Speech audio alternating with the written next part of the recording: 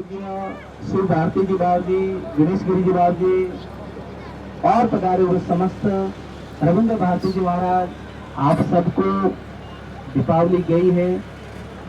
राम राम, जय श्री राम।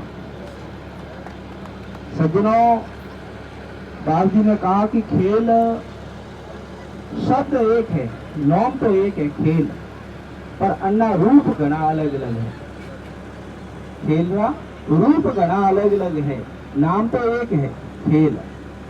तो संतों का यही कहना है कि सज्जनों, जीवन में ये बहुत अच्छा आपने जो दीपावली के पर्व पर समय मिलन के रूप में जो कार्यक्रम किया, अच्छा है। शारीरिक रूप से भी, व्यवहार में भी। खेल यदि हम खेल से सीखना चाहे ना, तो खेल बहुत कुछ सिखाता, बहुत कुछ सिखाता।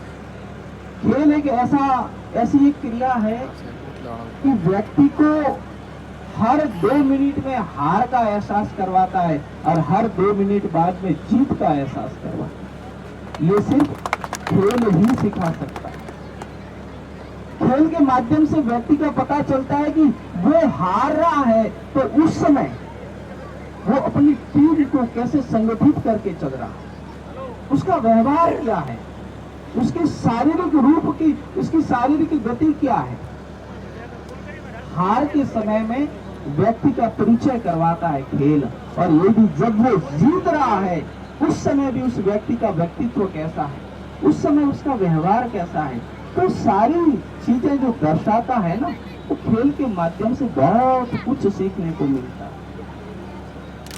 खेल यहां से कुछ टीमें ही जीत कर जाएगी, पर जो टीमें नहीं जीत रही है ना, उनको भी मेरा कहना है कि यहां से इस खेल से हार कर कोई नहीं जाता। यहां से जाने वाला हर खिलाड़ी, हर व्यक्ति कुछ न कुछ सीख कर ही जाता है। बस उसमें सीखने की हिम्मत होनी चाहिए, उसमें सीखने का व्यक्तित्व होना चाहिए कि वो उस खेल से क्या सीख रहा है।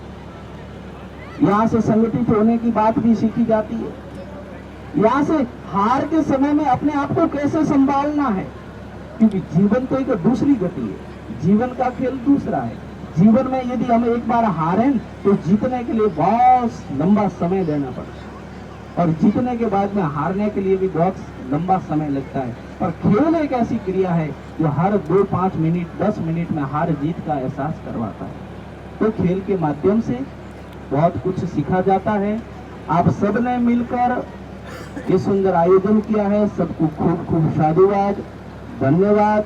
और जो ये आयोजन करता है उन्हें भी कहना चाहता हूं कि साधुओं की ओर से, आपने साधुओं को बुलाया है ना, तो फर्ज बनता है, कोई 50 किलोमीटर से आया है, कोई 100 किलोमीटर से साधु आए हैं, तो फर्ज बनता है कि कुछ न कुछ सीख बातें आपको बताकर जाए। आपको ठीक लगे उस पर पालन करना, जीवन में उतारना। ठीक ना लगे तो जय राम जी, पर कहना साधु का फर्ज है, क्योंकि संतों को बुलाया है ना। संत वो चीज कहेंगे जो आपके हितकारी होगी, आपके लिए अच्छी होगी। संत वो बात नहीं कहेंगे जो आपके कानों को अच्छी लगे। हाँ, नेता में वो कौन नहीं लागे वो बात के, पर साधु तो साधु है ना, साधु में नेता में तो फर्क है ना। साधु वो बात कहेंगे जो आपके लिए हितकारी है। आप अच्छा है, खेल का ये काम कर रहे हैं, पहला वर्ष है, दूसरा वर्ष अच्छा है, कर रहे हैं, पर समय के हिसाब से आते साल, हर साल कुछ न कुछ इनमें परिवर्तन होने की, परिवर्तन करने की बहुत आवश्यकता रहती है। जैसे इस साल आपने संतों को लास्ट में बुलाया है, तो आते साल ये एक चीज सीखने की कि साधुओं को बुलाए तो हम शुरुआत में बुलाएं, ताकि वो कुछ ऐसा नई बात कहकर जाएं, ताकि हमारे जहां तक ये कार्यक्रम चले वहां तक उस बात का पालन हो, वहां तक। हाँ, नहीं तो तुम आज तो शुरू करवा रही है, ठीक है ना। पर संतों ने बड़ा मन रखा और आप सबका स्नेह था, सब बजारे। तो हर साल, क्योंकि आप कर जैसे जैसे व्यक्ति के सीखने का पूरे जीवन होता है, ठीक है ना, जीवन भर वो सीखता रहता है। जैसे जैसे हम काम करते हैं वैसे वैसे कुछ नई चीजें सीखने में आती हैं। तो संतों को जैसे हमने पहले साल फर्स्ट में बुला लिया, उसके बाद में भी हमारी कोशिश रहे कि ज्यादातर हम यहाँ शिक्षा की बातें हो, खेल तो चल ही रहा है, तो उसके साथ साथ नशा प्रवृत्ति बंद हो, उसके लिए भी हम टीमों को ऐसा संकल्प करवाएं कि जो व्यक्ति टीम में खेल रहा है वो या तो नशा मुक्त होना चाहिए, और या फिर वो आज से संकल्प करे कि भी मैं यहाँ खेल रहा हूँ तो आइंदा मैं कोई नशा नहीं करूँ। ऐसा संकल्प करने वाले व्यक्ति को हाँ न तो घना आधा खेली भी ना खेली तो देखा खेल खेलो फिर हाँ फिर कोई मतलब नहीं है, फिर तो चलो ठीक है टाइम पास कर रहे हो आप, अच्छी बात है, पर कुछ न कुछ अब खेल खेल रहे हैं 2-3 दिन चला, पर उसके बाद कुछ उसका रिजल्ट होना चाहिए।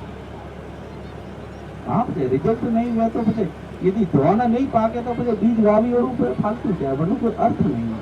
तो इसका 3 दिन का कुछ न कुछ रिजल्ट मिलना चाहिए। ऐसी कई सारी बातें हैं जो समाज को आते समय में करने की, इन चीजों से जोड़ने की आवश्यकता है। आप सब लोग बड़े समझदार हो और परम पूज्य रतन बाबू जी का आपको हमेशा सानिध्य मिलता रहता है, आशीर्वाद मिलता रहता है। संतों के सानिध्य में जो काम करते हैं तो कुछ न कुछ हमें देकर जाते हैं।